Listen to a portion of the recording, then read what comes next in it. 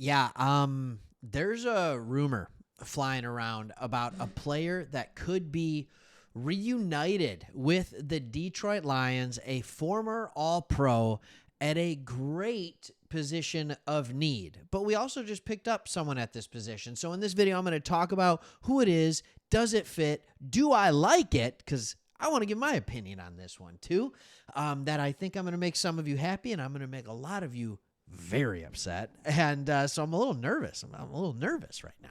But anyways, without further ado, here's what it is. The Detroit Lions have been looking at, and it is rumored that former defensive lineman Ndamukong Suh is expected to sign with a contender soon. And then the question is, how would you feel about a reunion? By the way, this was on Twitter that I saw this. Woodward Sports did it. We have a Twitter, Sports Talk Detroit. Make sure you check that out. But further, a Suh reunion, the Detroit News, Det News, Justin Rogers. Here's Dan Campbell's reaction. So first, let's start with a couple of things. And I think one of the things that we need to start with and what we need to realize is that the Detroit Lions just signed a defensive tackle. Let's just not forget that, please.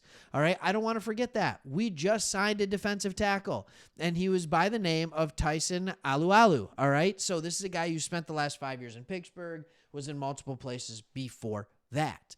I want to talk about him for a second, but before we do that, let's talk about Dan Campbell's reaction to Ndamukong Suh. All right. Here's first what Suh said. He said, where's the right fit? Where's the right opportunity? Where can I go and add value? He said this in an interview with Sky Sports. He said, I don't want to just sit there and watch other guys be successful.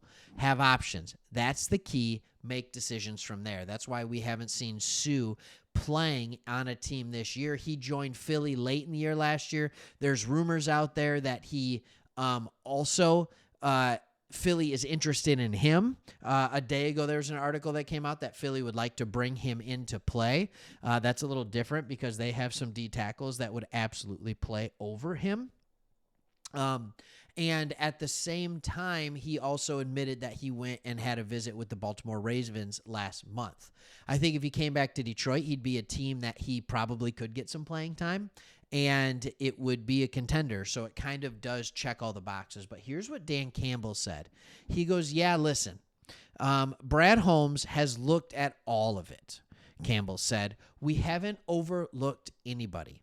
We've got it all up there. I mean, I think there's a board somewhere, and that's what he means by we have it all up there. I think there's a board. He said, we've looked at everybody. At this moment, we've made the decision we felt like was best for us. Okay.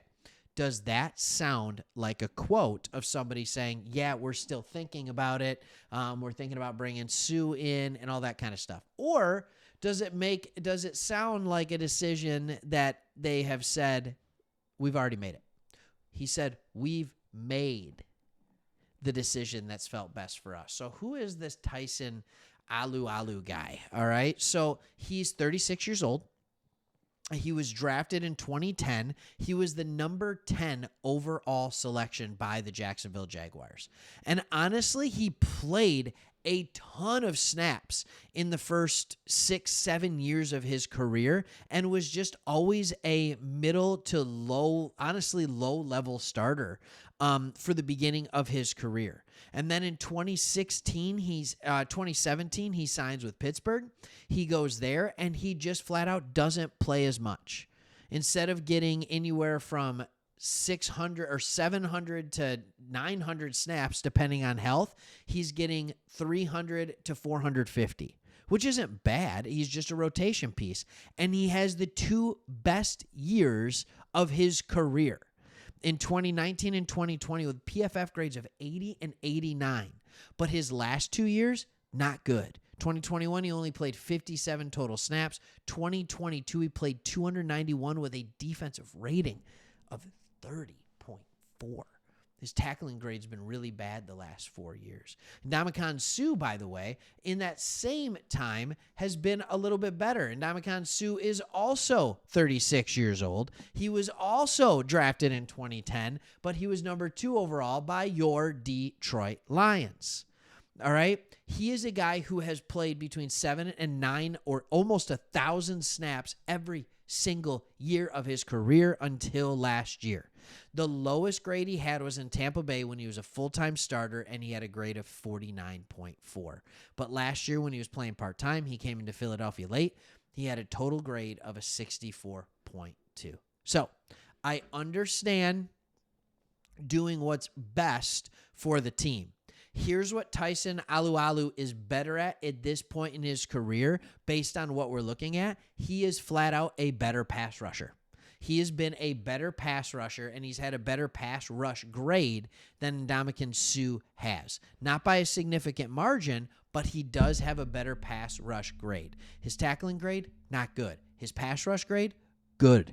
Like, it's not bad. It's mediocre. So that's the kind of thing you have to look at on this. When he says, Brad's looked at all these things, what does our defense struggle with? What is our defense good at? Or our defense is good at stopping the run. There's no doubt about that. What are we bad at? Getting pressure on the quarterback. So which one of these players best fills in for Aleem McNeil? Aleem McNeil is the second best pass rusher on this team on the defensive line right now, and he is headed to the IR. He's headed to the IR. So when we look at this team and we look at what's here, you look at Benito Jones, you look at Buggs, you look at Martin. None of those guys are pass rushers. I know Buggs can every once in a while, but there's this weird work ethic thing. I don't know what's going on with Buggs, but he's there. Levi has not done much so far this year. So you need to bring someone in to push. You need to bring someone in to push. We've heard Broderick Martin flat out isn't ready.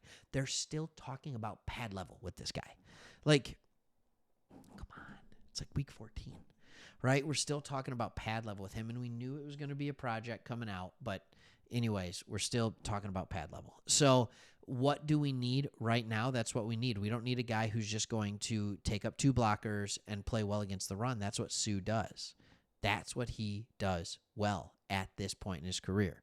So I think what you're going to see from the Lions is a lot more kind of pseudo NASCAR package type things where you're going to have Aiden Hutchinson. You're going to have Charles Harris while also having Kaminsky, or while also having Josh Paschal. Like, you're going to have one guy on the inside. Paschal got a lot of run last week on the inside while only weighing 270 pounds, 273, something like that.